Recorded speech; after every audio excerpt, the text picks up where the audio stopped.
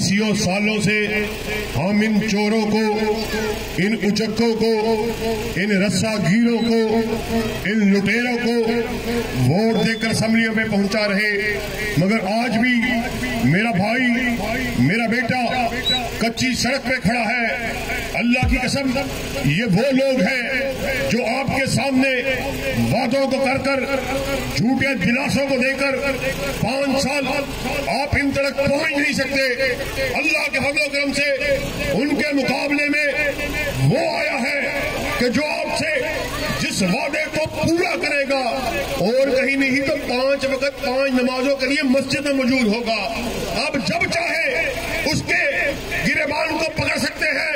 हाफिज साहब, आपने हमसे ये वादा किया, मगर ये लोग जिनको हम दहाइयों से वोट देते आ रहे, उन्होंने हमारी दुनिया को भी खराब किया, हमारी आखिरत को भी खराब किया।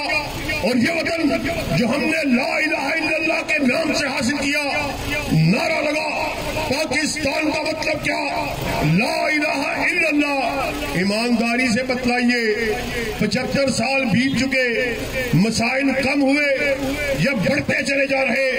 चोरी बढ़ गई, कत्ल बढ़ गया, डाका बढ़ गया, राजनी बढ़ गई। तुम्हारी मेरी माँ बहनों बेटियों, उनकी आबरू रेजी की जा रही। अल्लाह की कसम, अल्लाह के फज़ल व करम से अल्लामा इब्तिसाम को असेंबली में पहुंचाओ, जहां पर वो तुम्हारी सड़क की बात करेगा, तुम्हारी तालीम की बात करेगा, तुम्हारी सुई गैस की बात करेगा।